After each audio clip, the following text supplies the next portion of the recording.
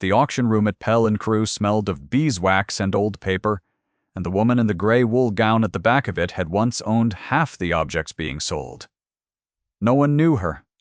That was the point.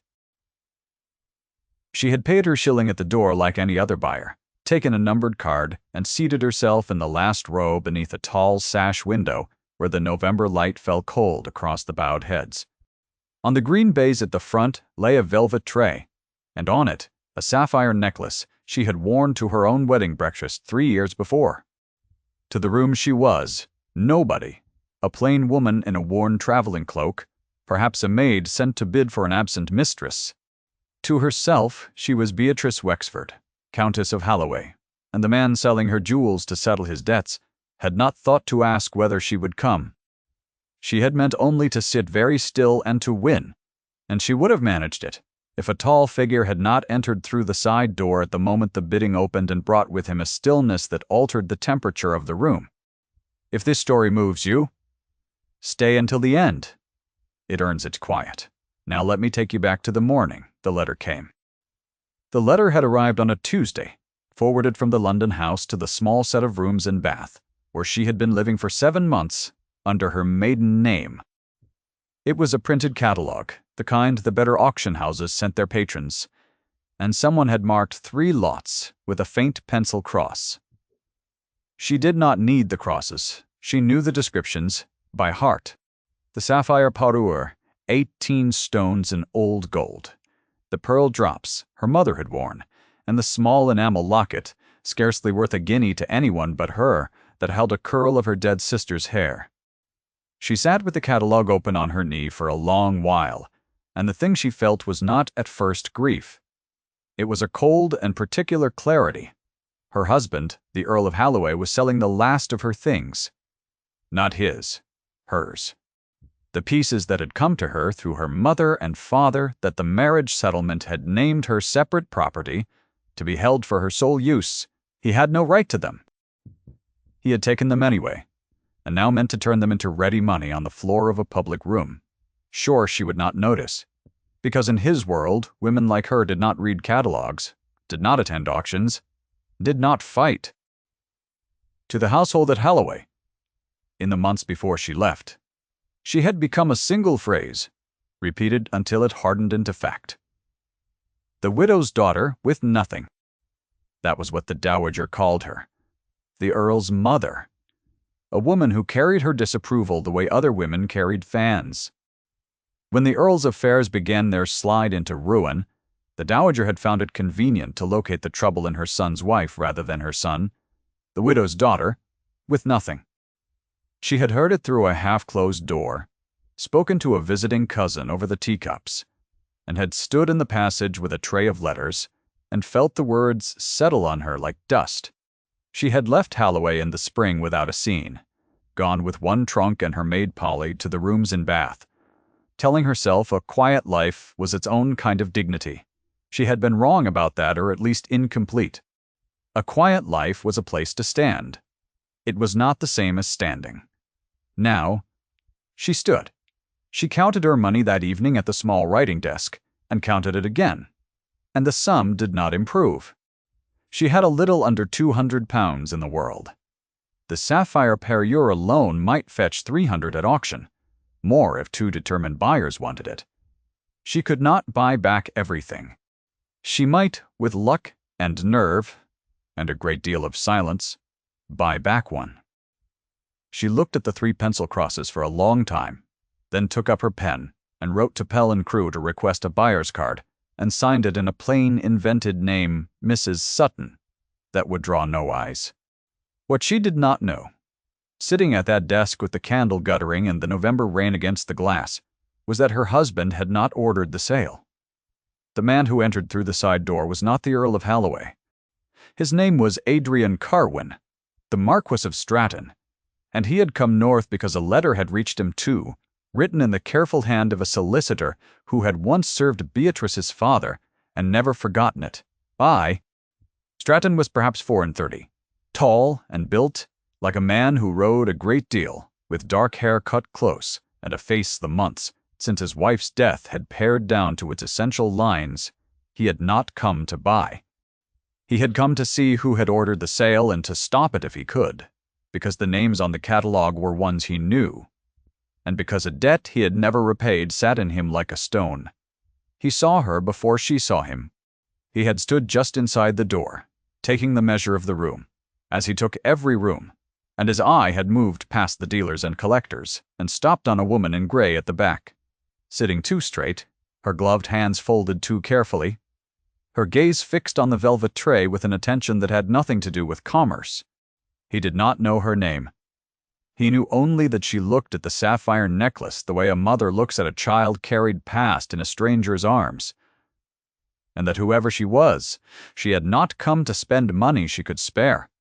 The auctioneer was a brisk man named Crew, the younger of the firm, with a way of moving the lots along that left no room for sentiment. He held up the pearl drops first.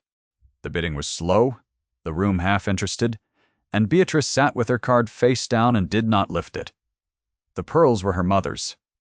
She wanted them with an ache that surprised her. She let them go. A dealer took them for £40, and the pearls disappeared into a baize bag and out of her life, and Beatrice kept her hands folded and her face still, because she had enough for one fight only and meant to win it. Then Crew lifted the sapphires. She raised her card on the first call.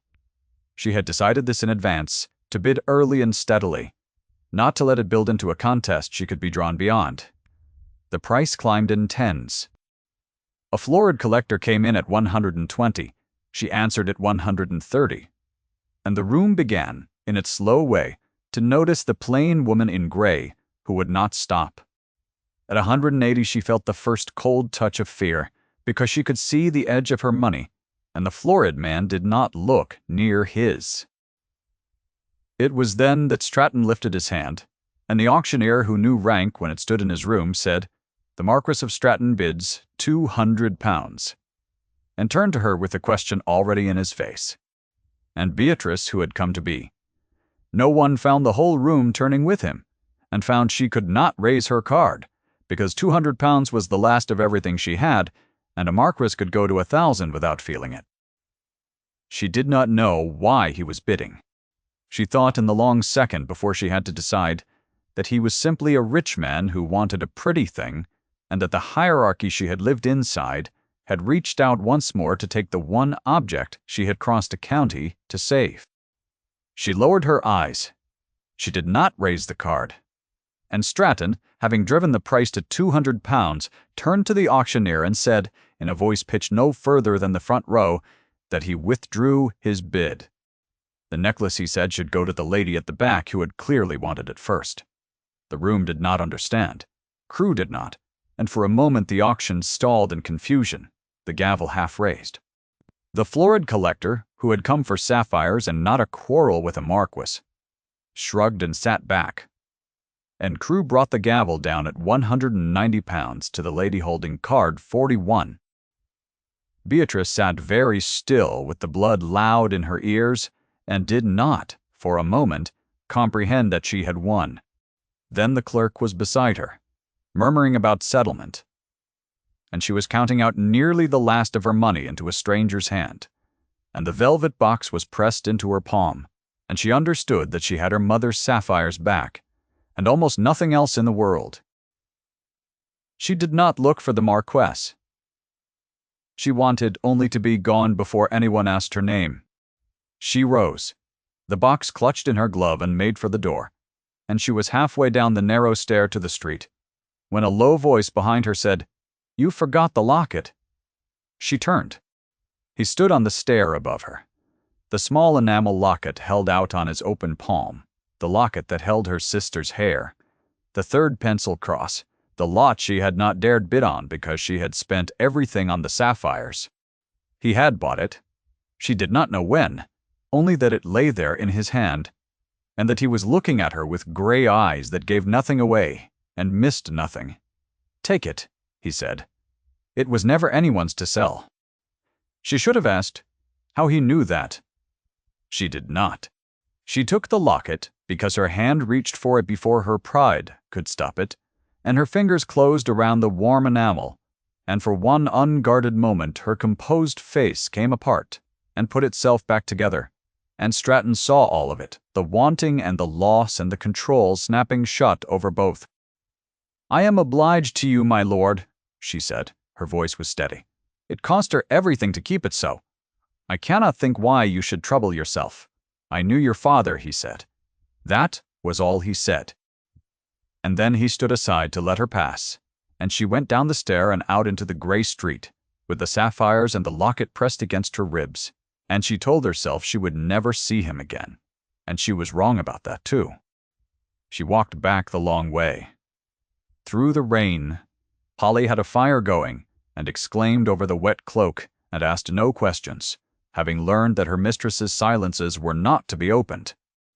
Beatrice set the sapphire box and the locket on the mantel, and looked at them in the firelight. And the locket was the thing she touched. She opened it. The curl of fair hair was still inside, tied with a faded thread, and she remembered the morning she had cut it. Her sister Eleanor, 4 days dead of the fever, and the house full of the smell of vinegar and grief, and being 19 and thinking, with the certainty of the young, that nothing worse could happen. She had married the Earl 18 months later, partly because her father was dying and wanted her settled, partly because a girl of small fortune did not refuse an Earl. She had not loved him. She had hoped to. The hope had lasted about a year. The widow's daughter, with nothing. She heard the dowager's voice in the quiet of the rented room, and she set her jaw against it, and she put the locket round her neck under her gown where no one would see it, and she went to bed. She did not sleep well. She lay awake listening to the rain and thinking, against her own will, about a tall man on a stair, and a voice that had said it was never anyone's to sell, and about the strange fact that he had known her father, a quiet, scholarly baronet, of modest means and large library, whose true friends could be counted on one hand. She learned who had ordered the sale 3 days later. And it was not her husband. It came through her cousin, the curious kind one, who wrote with the breathless pleasure of someone relaying a scandal she did not understand. The Earl, she wrote, was in worse straits than anyone had known, and his mother, the dowager, had taken his affairs into her own hands and ordered the contents of the London house sold, including, the cousin noted with a delicacy that did not conceal her relish, certain items of jewelry some said had been the Countess's own. The dowager had done it to spare her son the shame of the bailiffs, in the serene conviction that the widow's daughter, with nothing, would never know and could never object. So it was the dowager. Beatrice read the letter twice, and felt the old cold clarity return. The dowager had sold Eleanor's locket, had reached past 3 years and a county, and a careful settlement to lay her hand on a curl of a dead girl's hair and turn it into a few shillings against an earl's gaming debts. And she could not imagine that the plain woman in gray at the back of the auction room had been the Countess of Holloway, and had bought it all back herself. There is a particular fury that has no heat in it, only a great stillness, and Beatrice felt it now. She did not weep. She wrote instead to the solicitor, whose careful hand she had recognized on the catalogue, the man who had served her father, and asked him plainly what her rights were, and whether a marriage settlement that named her jewels as separate property could be set aside by a dowager who was not even party to it.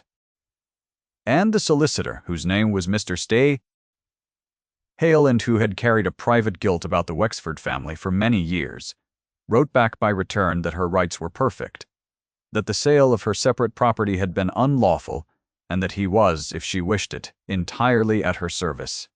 She did wish it. She was not yet ready to move, however, because she lacked the one thing she needed, a moment when the hierarchy that had dismissed her would be gathered in one room and unable to look away. That moment was coming. She did not yet know it would be brought to her by a marquise. The card arrived a week later.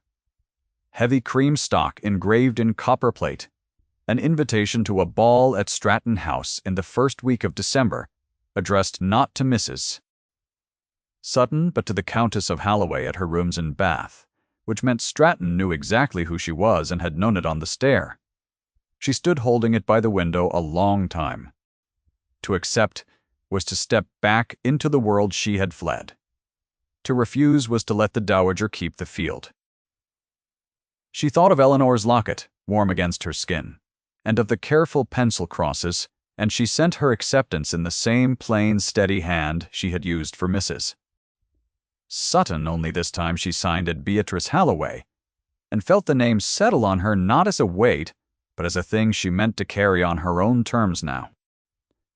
Polly let out the green silk, the only good gown Beatrice had kept, and worked at it 3 evenings by candlelight until it would pass. It was 3 years out of fashion, and thinned at the elbows, and against the diamonds of Stratton House it would mark her as a woman of small means. Beatrice looked at herself in the glass on the evening of the ball and saw what the room would see. A plain woman in a dated gown, and then she fastened the sapphires at her throat. Her mother's sapphires, bought back with the last of her money, and fastened the locket beneath them where it could not be seen, and went out to the hired chair. The ballroom at Stratton House was built to make a person feel small. It rose 2 stories to a painted ceiling. The candles in the great chandeliers numbered in the hundreds, and the floor was a polished expanse across which the diamonds of the season moved in slow, bright currents. Beatrice was announced at the top of the stair, the Countess of Halloway, and watched the announcement travel through the room in a ripple of turned heads and lifted fans, because she had not been seen in society for the better part of a year, and her appearance now, in a thin green gown, was a small event. She came down without hurry. She had decided she would not hurry for anyone again. The dowager was there. Of course she was. She sat enthroned on a gilt chair near the fire, diamonds catching the light. A young woman in ice blue arranged at her side. A Miss Carlyle, the kind of polished girl the dowager had always thought her son should have married. As Beatrice crossed the floor, the dowager's eyes found her and traveled down the green silk with leisurely contempt and came to rest, for the briefest moment, on the sapphires at her throat. Beatrice saw the recognition. She saw the dowager understand, in one cold instant, that the necklace she had sold hung at the neck of the woman she had sold it from, and saw her fail to comprehend how that could be. She was very alone in that room.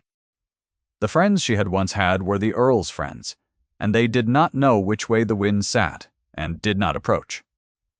She stood near a pillar with a glass of wine. She did not drink for a long quarter of an hour, as invisible as the dowager believed her to be, and then Stratton crossed the room to her, in front of everyone, and the room understood that something had changed before Beatrice did. He bowed. "Lady Halloway," he said, "you came." "You knew that I would," she said. "You addressed the card to me by my proper name." A muscle moved at the corner of his mouth, that in another man might have been the beginning of a smile. "I hoped," he said, "that you would." He did not offer flattery. He offered her his arm, and she took it, because to refuse it in that room would have been a louder statement than she was ready to make, and they walked the length of the ballroom together while the diamonds parted before them, and Beatrice felt every eye in the room follow the plain woman in green on the arm of the man whose house this was. "You are wondering why," he said quietly as they walked. "I am wondering a great many things, my lord." He was silent for a few paces. Then he said, "Your father lent me a book once when I was a younger man, and a worse one, and refused to take it back. He said a thing in a library is no use locked away. I owed him a kindness he did not live to collect." He glanced down at her, his gray eyes holding hers a beat longer than courtesy required. "I find I dislike watching his daughter robbed in a public room." It was the most he had said at once, and it was not a declaration of anything. And yet Beatrice felt the heat rise in her face, and was furious at herself for it. Her hand on his arm was perfectly steady. Her pulse was not. And she had the disconcerting sense that he knew the difference that he read. The body's small betrayals the way other men read print. They danced once. It was permitted, even correct, a host might dance with a guest of rank, and yet the single dance said more than a dozen would have, because Stratton did not dance, had not danced since he buried his wife, and everyone knew it.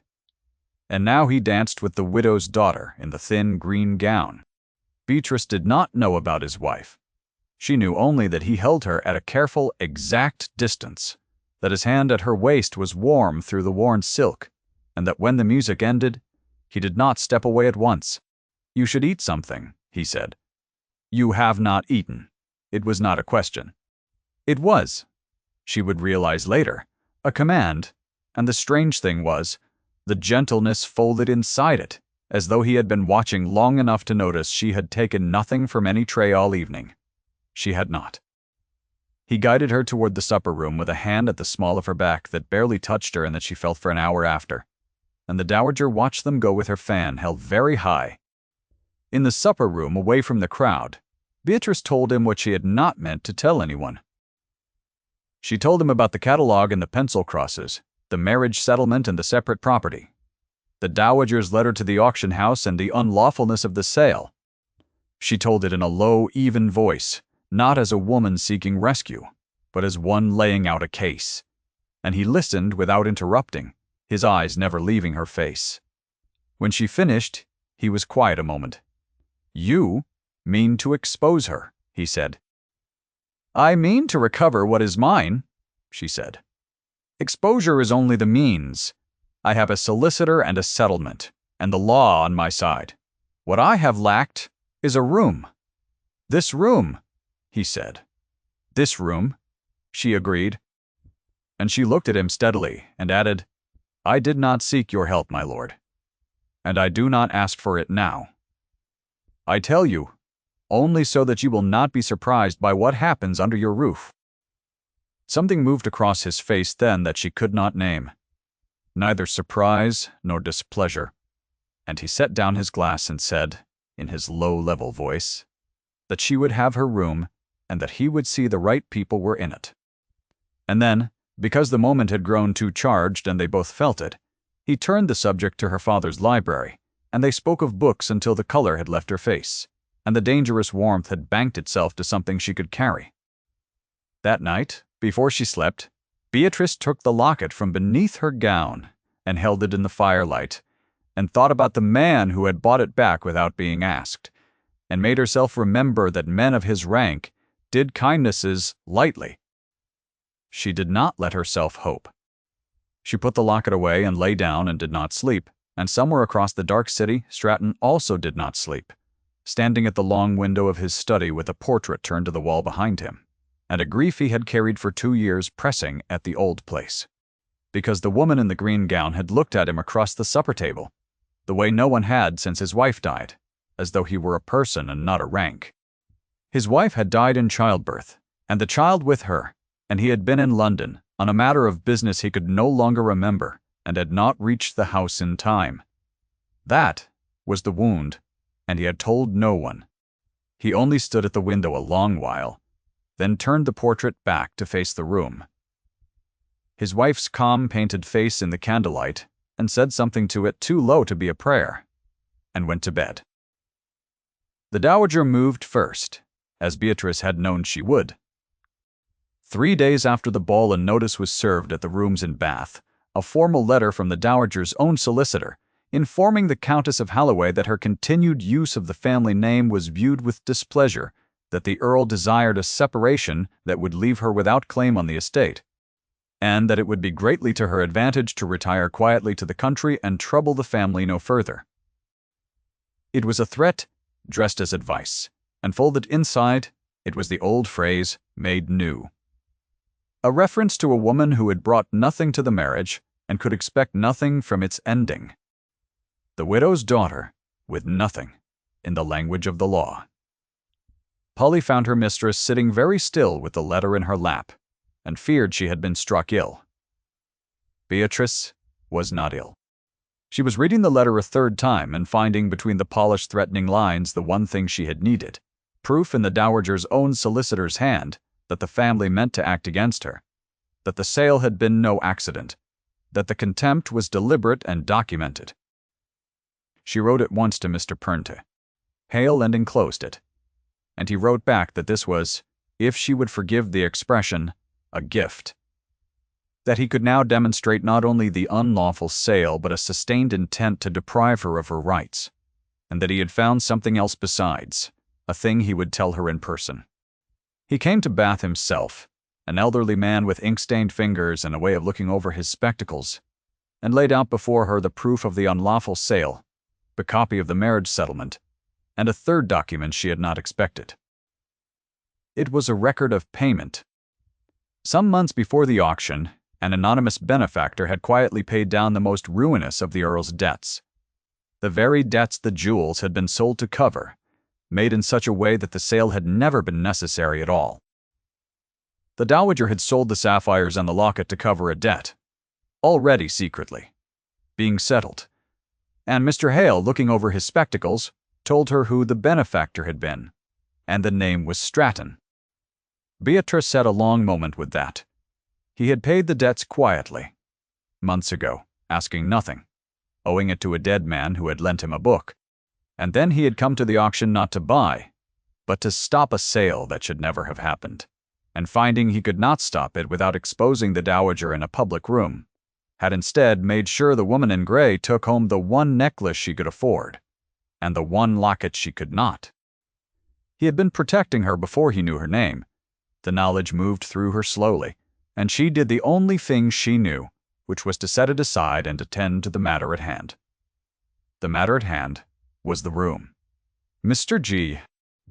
Hale agreed the recovery should be made publicly, that a private settlement would let the dowager save her face and learn nothing, and that the law was best served when it was seen to be served. And Stratton, when Beatrice wrote to him, wrote back a single line: "The first ball of the new year is mine to give. Tell me whom to invite," she told him. She gave him the names of those who had heard the dowager call her, the widow's daughter with nothing, the cousins, and the dowager's particular friends, and the men of the Earl's set, who had let it pass without a word. She gave the name of the Earl himself, who would have to be made to attend, and Stratton wrote back that the Earl would attend, that a man who owed him money came where he asked, and she gave the name of Miss Carlyle, because the dowager would not come to a room where her chosen daughter-in-law was not also invited, and the trap required the dowager above all. The New Year ball at Stratton House was the most crowded of the season, for the Marquess had not entertained since his bereavement, and the world was hungry to see inside the great house again. Beatrice came in the green silk once more, the sapphires at her throat, the locket beneath, and this time she did not stand by a pillar. She let herself be seen. She moved through the room on the arm of her host, who came to her side within minutes and did not leave it, and watched the dowager watch her with a mounting fury the diamonds could not disguise. It was the dowager who could not hold her tongue. It was always going to be the dowager. Near the height of the evening, in a knot of guests beside the fire, Miss Carlyle at her side, and a half-dozen of her particular friends within earshot, and the Earl himself, standing miserable and silent at the edge, the dowager turned the conversation, with the ease of a woman who had never been contradicted, to women who rose above their station. She did not name Beatrice. She did not need to. She spoke of a certain person of small fortune and large pretension who had married into a family far above her and brought it nothing but trouble, and who now, having been quite properly set aside, had the effrontery to appear in borrowed finery and play at being what she was not. "A widow's daughter," the dowager said, her voice pitched to Carrie, with nothing of her own and never had been. The knot of guests tittered on cue. The room had its dismissive label for the third time, in the third setting, spoken aloud at the height of the dowager's confidence, and the dowager believed, as she had always believed, that the saying of it made it so. Beatrice did not flinch. She had been waiting for exactly this. She stepped into the small cleared space the dowager's voice had made and said, in a voice as clear and carrying as the dowager's own, that she was glad the subject of property had been raised, because she had a small matter of property to settle and thought the present company the proper audience for it. The tittering stopped. The dowager's fan came down, and Beatrice, with Mr. Brack. Hale, stepping quietly to her side, from where he had waited all evening near the door, laid the matter before the assembled room with a calm that was its own kind of devastation. She named the marriage settlement and the separate property. She named the sale ordered in the dowager's hand, the sapphires, the pearls, the enamel locket that had held her dead sister's hair. She lifted her hand to the sapphires at her throat and said she had attended the auction herself, a plain woman in gray whom not one person in this room would have recognized, and had bought her own mother's necklace back with very nearly the last money she had. And then, while the room held its breath, she named the payment, the debts already secretly settled before the sale, the cruelty of jewels sold to cover a debt that had not needed covering, and set the documents in Mr. Blood Hale's hand and said they were available to any gentleman who doubted her. No one doubted her. The dowager's face had gone the color of ash. The Earl, at the edge of the group, had closed his eyes, and in the ringing silence that followed the room understood at last that the widow's daughter with nothing had owned everything she wore, had been robbed of it by the woman who named her so, and had bought it back herself without help or noise, and that the verdict the season had passed on her had been wrong in every particular. It was into that silence that Stratton crossed the room. He had stood apart while she spoke, because it was her room and he had given it to her and would not take it from her now. When the silence had done its work, he crossed the floor in 3 unhurried strides to stand beside her. In full view of the dowager and the Earl and Miss Carlyle and every diamond of the season, took Beatrice's gloved hand in his, and turned to face the room. "I have asked Lady Halloway to be my wife," he said. The line landed once, and only once, in the silence the documents had built. It was not poetry. It was the plainest sentence a man could speak, a name claimed, a future declared, and it ended the dowager's hold over the room. As surely as a key turns in a lock, Beatrice had not known he would say it. The asking and answering would come later, privately, as such things should. Yet standing there with her hand in his, and the dowager's fan trembling, she did not contradict him, because it was true, or would be, and because the room needed to hear a man of the highest rank in England place himself between the dowager and the woman she had tried to erase. The dowager's mouth opened and closed. The polished sentences had deserted her. She reached for Miss Carlyle's arm, and found that Miss Carlyle had stepped, very slightly away, being a sensible girl who could see which way the season had turned. The dowager's particular friends had gone quiet and were studying their gloves. The Earl, freed by the same stroke from a marriage that had shamed him and a mother who had ruled him, looked at his wife across the cleared floor with an expression that was almost for the first time in 3 years. Respect. "Mr. Casti." Hale closed his portfolio with a soft sound. "The settlement," he said, to no one and to everyone, was always perfectly clear. The room began, slowly, to breathe again, and to murmur, and the murmur was not against her. The crowd's verdict had reversed itself in a quarter of an hour in the same kind of room where it had first been passed, and the dowager sat down rather suddenly in the gilt chair by the fire, and did not rise for some time. She was not destroyed. No one threw her out. She was simply and completely displaced, corrected in front of the only audience whose opinion she had ever valued, and that understanding was the whole of her punishment. And enough.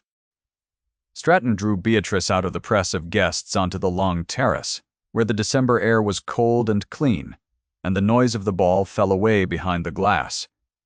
He still held her hand. He let it go now, carefully as though returning something he had only borrowed. "I should not have said it without asking you," he said. "It was the only thing I knew would end it cleanly." He looked out at the dark garden. "If you wish to call me a liar before the room, I will bear it." "I do not wish to call you a liar," she said. He turned to look at her then. The terrace was lit by the spill of candlelight through the windows, and his gray eyes in that light were not cold at all, had never been. She understood now, only carefully banked like a fire kept low through a long winter. She reached up before her pride could stop her, and laid her gloved hand against the lapel of his coat, over the place where she somehow knew he kept his grief, and felt him go very still beneath her touch. "You paid his debts," she said. "My husband's debts.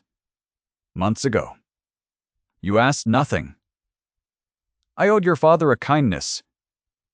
You owed him a book, she said, and a corner of her mouth lifted. This was a great deal more than a book. He looked down at her hand on his coat, then at her face, and the thing that had been banked in him for 2 years moved at last toward the surface.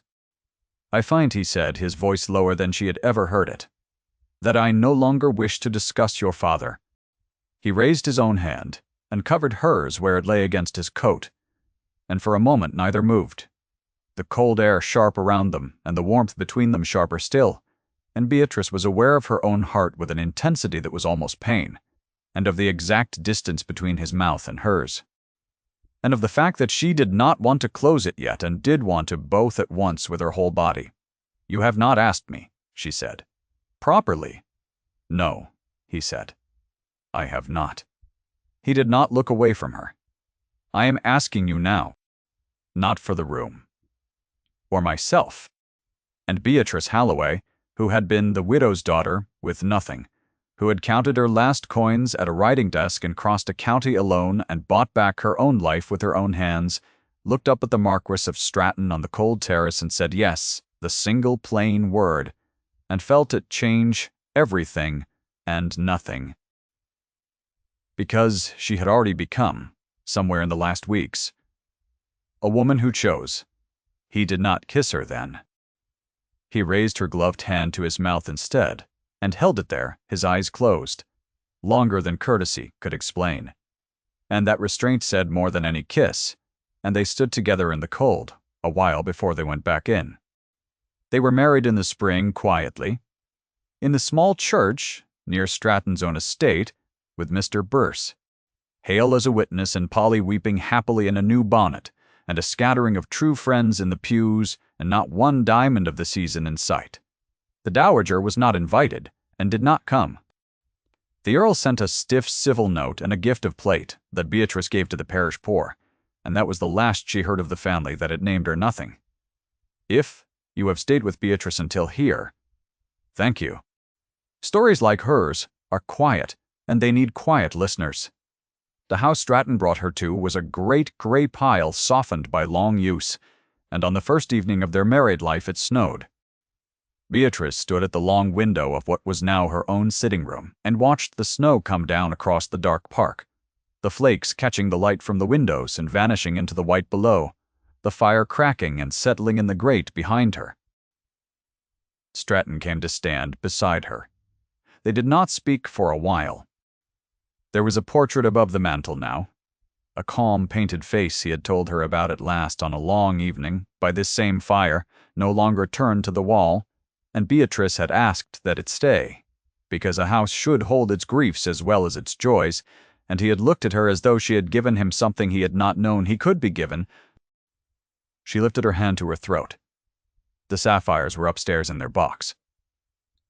Worn now only when she chose, but the enamel locket was where it always was.